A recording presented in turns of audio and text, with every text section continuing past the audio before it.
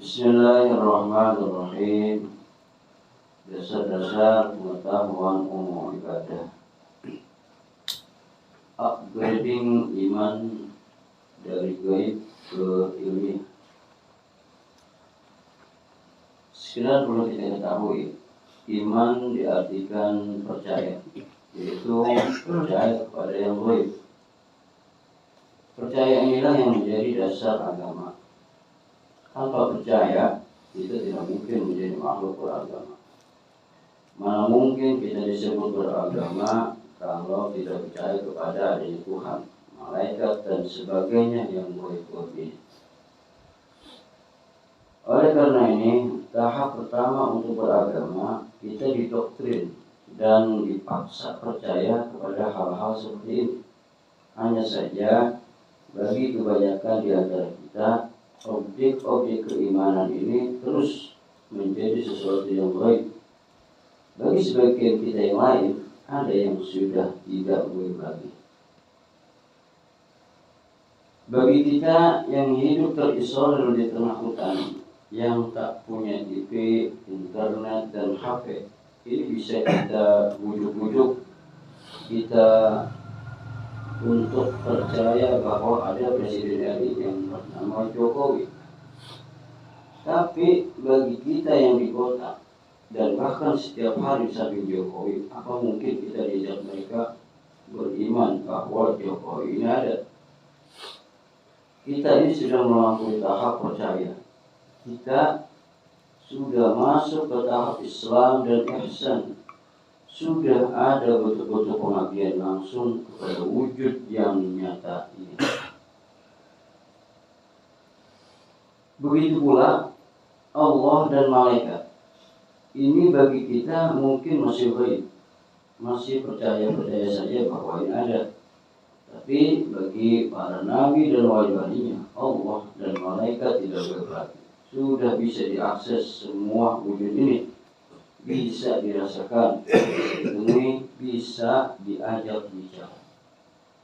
Sudah tidak ada jarak lagi antara mereka dengan wujud-wujud ini.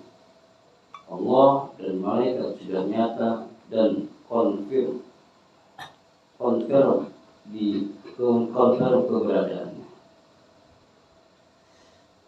Jadi bagi kita yang punya metodologi untuk sampai kepada pertemuan dengan Allah dan malaikatnya, wujud-wujud ini sudah ilmiah, tidak lagi dalam bentuk hipotesis atau iman atau dugaan atau kepercayaan semata.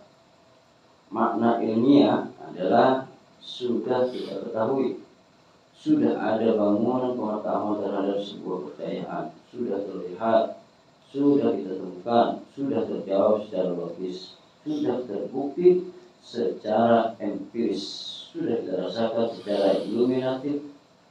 Dalam hal ini Tuhan sudah dapat kita jangkau, baik secara rasional, empirikal maupun spiritual. Karena ini gaib dan ilmiah, keduanya berada pada satu garis lurus, tidak terpisah. Gaib adalah awal dari ilmiah. Ilmiah adalah menemukan jawaban atas hal-hal gaib. Hukum-hukum alam dan fisika sampelnya pada awalnya gaib semua. Melalui metode tertentu, para ilmuwan mampu mengungkap keberadaan ini semua. Hukum-hukum fisika ini bersifat universal. Ketika bisa kita uji di setiap waktu, tempat, dan era, hasilnya sama. Beragama juga begitu. Adalah proses gaib menuju ilmiah. Proses menemukan jawaban atau wujud atas berbagai fenomena metafisika melalui metode adapun bahasa Arabnya thariqah. Adapun bahasa Arabnya thariqah tertentu. Kita berusaha memperoleh jawaban atas apa yang disuruh percaya. Memang bagi para nabi dan wali-walinya, Allah ini nyata. Tapi bagi kita, ini masih hipotesa. Agar kita dapat merasakan agama yang sama dengan agama yang kita rasakan para nabi, maka Tuhan dan malaikat pun harus nyata bagi kita. Ketika Allah dan malaikat menjadi nyata, maka baru konfirmatif bahwa Islam ini universal. Artinya, apa yang dialami para nabi terdahulu juga dapat dialami oleh kita sebagai umatnya kemudian. Jadi gaib dan ilmiah ini ahad, satu, dia maha batiniyah sekaligus zahir. Ini gaib yaitu kita bagi pemula, sekaligus nyata yaitu bagi kita yang sudah menemukannya. Jadi walhasil, apakah Allah, malaikat, akhirat ini masih gaib bagi kita? Jika iya, berarti lembaga agama yang kita berada di dalamnya tidak mendidik kita sebagai muridnya secara ilmiah. Sebaiknya segera kita ilmiahkan. Pilih institusi pendidikan yang tepat untuk memboboti kita dengan metode penelitian yang benar. Seperti yang dialami para nabi, kalau metode riset yang digunakan ini benar, Allah sekalipun bisa menjadi nyata, bisa kita saksikan atau musyahadah, tidak gaib lagi. Mengapa Tuhan semakin gaib? Maka sangat perlu kita ketahui tidak ada yang gaib kecuali bagi kita yang buta atau bodoh. Agama bagi kita orang awam atau buta atau bodoh ini tersusun dari perkara-perkara gaib. Tuhan, malaikat, surga, neraka. Bagi kita yang bodoh semuanya gaib. Tapi bagi nabi dan para walinya semua terlihat. Semuanya terlihat terang benderang. Semua sudah pernah mereka rasakan dan saksikan, bahkan berulang-ulang dan menjadi pengalaman sehari-hari. Dengan demikian, rukun iman memiliki tingkatan. Bagi kita yang awam atau buta atau bodoh, keimanan adalah percaya kepada yang gaib. Tapi bagi kita yang cerdas atau terbuka mata kita, ini sudah pada tingkat menikmati kenyataan. Jadi ini hanya masalah mata, masih terbuka atau tertutup. Kalau masih sekedar percaya kepada adanya Tuhan yang gaib, ini tanda kita masih buta atau bodoh. Kalau sudah melihat atau berjumpa yang gaib tersebut, ini tanda kita sudah mulai faktual dalam beragama. Sebenarnya inilah yang disindir oleh guru kita, Tengku Muhammad Wahab. Beliau sangat galau terkait ini saat beragama. Ia pernah beragama pada level dipaksa percaya kepada sesuatu yang ia sendiri dan mungkin juga orang yang menyuruhnya percaya tidak mampu memfaktualkan objek kepercayaan tersebut. Hanya ketika ini menjadi faktual, beragama akan menjadi level reliable, valid, known, dan confirmed atau tersaksikan. Sebenarnya tidak ada yang gaib sejauh sesuatu ini ada, maka ia bisa kita jangkau. Ada artinya tidak tersembunyi. Tuhan ini wujud, ada, maka sudah pasti sesuatu yang ada bisa kita ketahui, kita lihat, dan kita rasakan. Beda halnya kalau sesuatu ini memang tidak ada, maka mustahil bisa kita lihat atau kita rasa. Kalau Tuhan belum bisa kita lihat dan rasa, maka bagi kita ini Tuhan tidak ada, tidak faktual, hanya sebatas kepercayaan, hipotesis atau dugaan. Inilah yang disebut jahiliyah atau bodoh atau buta beragama. Tapi tidak punya kemampuan untuk sampai kepada Tuhan, atau tidak mampu melihat dan merasakannya. Kita akui saja kita masih bodoh. Tidak usah kita perdebatkan. Dan ini menjadi kesempatan bagi kita untuk terus belajar. Di era jahiliyah, semua kita percaya kepada adanya Tuhan atau Allah. Termasuk kita yang sangat menguasai kitab-kitab agama atau ahli kitab. Tapi kita tidak lagi mencapai level musyahadah atau penyaksian. Muhammad diutus untuk mengajari kembali mereka secara cara untuk connect atau usul kembali atau rujuk atau bisa berjumpa atau berjumpa dengannya. Sebab apa sih sulitnya berjumpa dan berkomunikasi dengan sesuatu yang memang ada, maha hidup, maha besar, maha mendengar, dan maha berkata-kata. Konon lagi kita punya semua kelengkapan alat, mulai dari unsur fisik sampai elemen ruhaniah, untuk menjumpai entitas apapun atau baik secara lahiriah maupun batiniah. Kini setelah 1400-an tahun Muhammad tiada, Islam telah kembali kepada timbunan kitab. Kita semua telah kembali menjadi ahli baca atau ahli kitab. Bacaan ini bagus sekali. Tapi membaca juga membuat banyak kita jadi bebal, keras kepala, angkuh, dan sok tahu.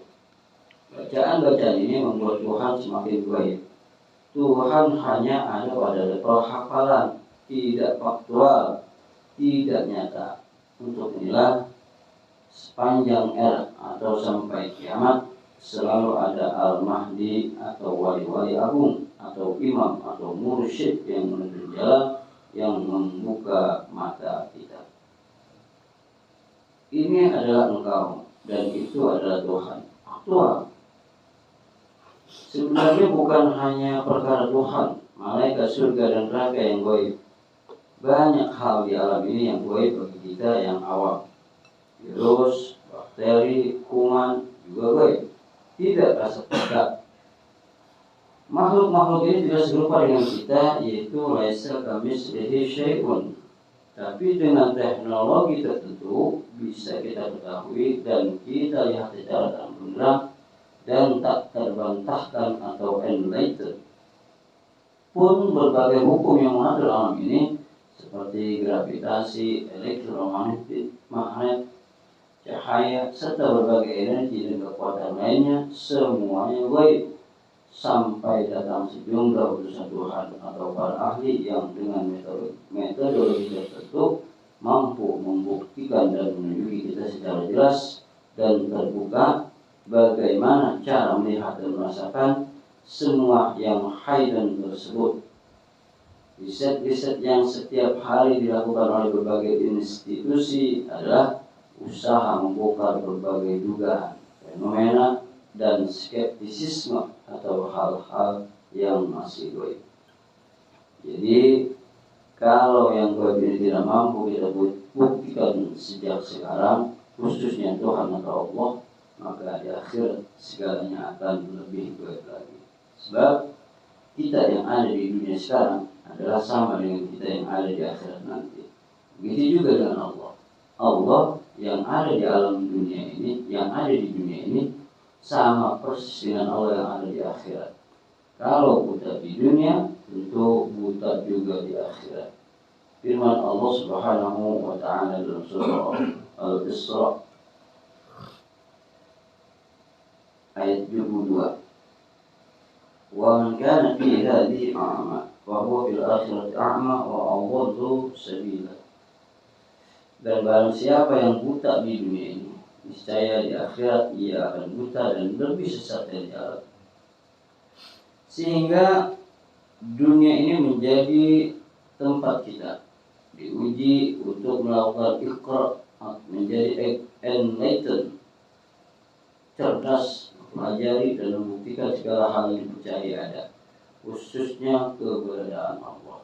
Untuk inilah kita harus terus sekolah, belajar atau berguru. Di akhirat tak sempat lagi. Jadi karomah.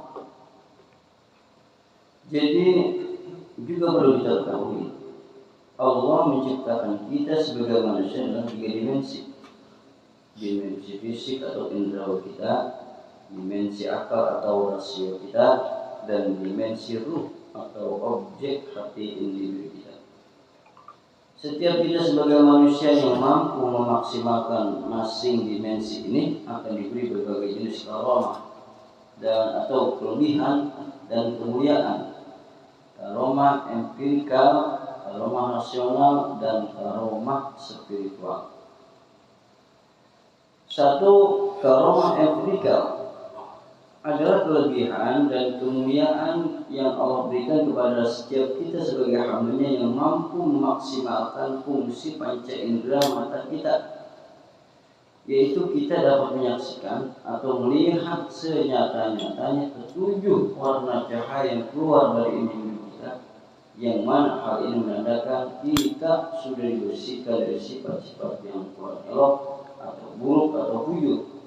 Lalu mata kita dapat menyaksikan atau melihat senyata-nyata ketujuh warna cahaya yang datang kepada individu kita. Adapun yang sedemikian ini menandakan bahwa kita sedang diisi sifat-sifat yang elok atau baik atau takwa. Kemudian kita dapat menyaksikan atau melihat senyata-nyata yaitu hamparan cahaya yang terang benderang yang tiada batas. Bahkan kita yang dapat menyaksikan atau melihat senyata-nyata yaitu sinar yang sangat dahsyat terang benderang turun di atas ubun kita, turun di atas ubun kita, sehingga kita tiada ada bayang-bayang lagi individu kita. Allahu Akbar. Adapun selanjutnya, apakah teringat atau pendengaran kita sudah menangkap gelombang ngi, ngeng, mu, ngong hingga gemuk, dan yang pada akhirnya kita dapat menangkap bahwa seluruh alam ini bertasya. Kemudian lisan kita dapat merasakan nafas kita yang masuk dari mulut ke tenggorokan menyebut al, dan pada saat nafas kita yang keluar dari tenggorokan menyebut wa. Lalu terhubung dengan zat ilahiyah yang turun dari kedua urat leher atau tenggorokan ke dalam kedua rongga dada di atas perut kita, dan hingga betul-betul kita menyentuh objek hati individu kita sehingga hidup atau berdetak atau berdenyut menyebut asmanya. Demikian pula hidung kita bisa menangkap harum-harum yang lembut manis. Dan demikian pula kulit kita bisa menangkap suhu dingin atau panas, sejuk atau hangat.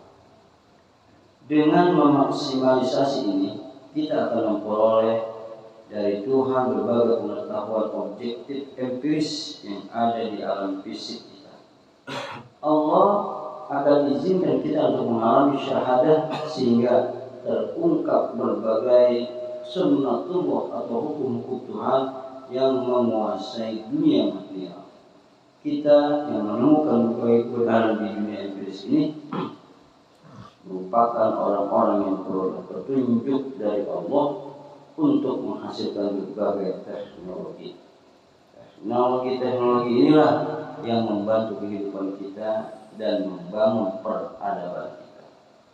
Jika sosok seperti Nabi Daud alaihissalam diberi mukjizat untuk menggunakan besi, umat Muhammad SAW seperti Habibie juga diberi karamah untuk mampu menerbangkan besi atau pesawat.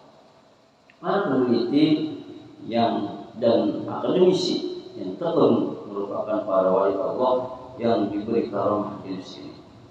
Jumlah mereka sedikit. Kedua, karamah rasional merupakan kelebihan dan kemuliaan yang Allah berikan kepada hamba-hambanya yang menggunakan fungsi akal atau rasio atau intelektual atau intelijensi secara maksimal. Pada tingkatan tertentu tidak akan diberi pengetahuan rasional atau argumentatif yang mumpuni dari Tuhan. Melalui proses asah individu kita dengan metode rasional atau filsafat atau logika, Allah akan singkap kepada kita kebenaran hukum. Allah akan singkap kepada kita kebenaran hukum Tuhan di balik wujud metafisis dari alam akal atau logis dan alam misal atau matematis. Berbagai sains dan pengetahuan rasional yang terkompilasi dalam buku dan kitab-kitab merupakan ilmu-ilmu objektif rasional dari Tuhan yang hanya diperoleh oleh para wali yang diberi karomah intelektual oleh Allah.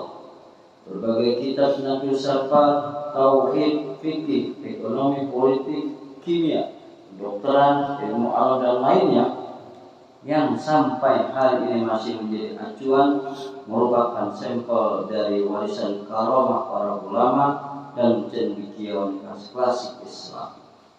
Ilmu-ilmu inilah yang memberi petunjuk dan kecerdasan bagi generasi setelah. Jenis waliullah ini juga tidak banyak. Kita ada di kampus, pesantren atau hauzah-hauzah yang mengasah akal. Ketiga, karomah spiritual. Ini bentuk kelebihan dan kemuliaan yang Allah anugerahkan kepada kita yang mengoptimalkan fungsi ruhani. Melalui metode irfan pada level tertentu akan dibuka mata objek hati individu kita oleh Allah sehingga kita menemukan berbagai kebenaran iluminatif di alam spiritual. Berbagai pengetahuan subjektif intuitif ini sebenarnya adalah pengetahuan paling objektif karena kita peroleh dari alam yang lebih tinggi.